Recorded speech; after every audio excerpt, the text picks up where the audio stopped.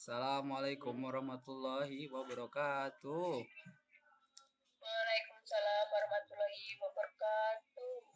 Selamat malam saudari Nia. Saya di sini sebagai petugas puskesmas ingin mengedukasi saudari tentang stunting. Anda sebagai perwakilan dari masyarakat Akar Rumpun Magelang, sebagai perwakilannya untuk menginformasikan tentang stunting nantinya di masyarakat Anda. Saya ingin menginformasikan tentang pentingnya mengetahui tentang penyakit stunting bagi masyarakat yang ada di sana. Nah, eh, stunting itu sendiri, saudari sendiri sudah tahu apa belum? Stunting yang saya tahu itu tumbuh kembang anak kurang, jadi anaknya pendek. Seperti itu yang saya tahu. Hmm, saya bakal memberitahukan lebih luas lagi mengenai stunting. Stunting itu sendiri adalah seperti yang Anda bilang adalah tumbuh kembang kurang, yang harusnya mereka bertumbuh tinggi tinggi tapi malah menjadi tubuhnya pendek. Nah, stunting itu sendiri adalah suatu penyakit yang dimana penyakit tersebut mengakibatkan tinggi seseorang atau tumbuhnya seorang tidak normal. Nah, dan di sana apa namanya sebagai sebagai kita apa namanya mengedukasi masyarakat, nanti kita memberikan pengertian kepada masyarakat bahwa stunting itu adalah penyakit apa namanya yang menjangkit adalah orang-orang yang dengan tumbuh kembangnya tidak normal, dengan ciri-ciri orang-orang stunting itu seperti dengan kakinya itu kayak bentuk L atau nge-O atau nge-X kayak seperti contoh seperti itu, dan tingginya itu tidak normal seperti yang harusnya tingginya 160 menjadi cuma 145. Nah, di situ kita bisa mengetahui bagaimana stunting itu bisa terjadi dengan kita mengikuti program posyandu yang telah direncanakan oleh puskesmas dari Puskesmas Magelang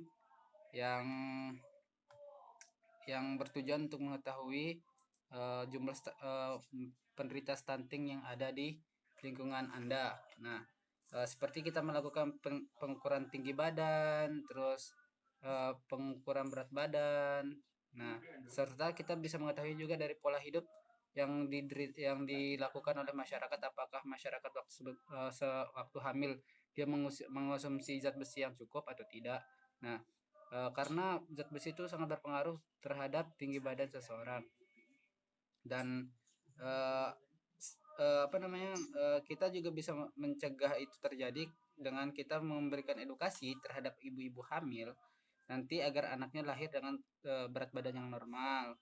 Nah, di situ tuh kita harus bisa mengedukasi ibu-ibu hamil untuk selalu mengonsumsi zat besi dan makan makanan yang karbohidrat dan mengandung banyak apa namanya serat-serat agar tumbuh anaknya nanti tidak tidak menjadi stunting atau berbadan pendek.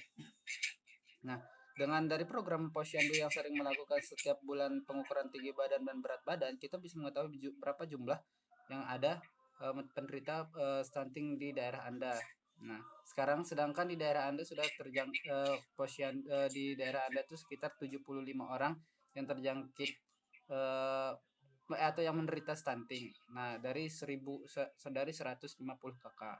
Nah, dari jumlah itu kita sudah bisa mengurangi penderita stunting dengan kita melakukan program-program yang ada di puskesmas dengan yang diarahkan oleh petugas-petugas posyandu.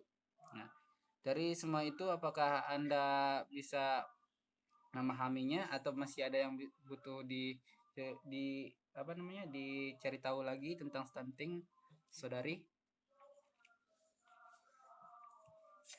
Jadi yang kita bisa ngecek ke posyandu itu sekitar umur berapa aja, Mas?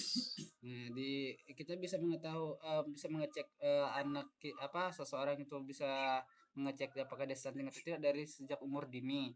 Nah, dan kita juga bisa mengetahuinya itu dia stunting atau tidak dengan ciri-ciri yang sudah telah sebutkan tadi.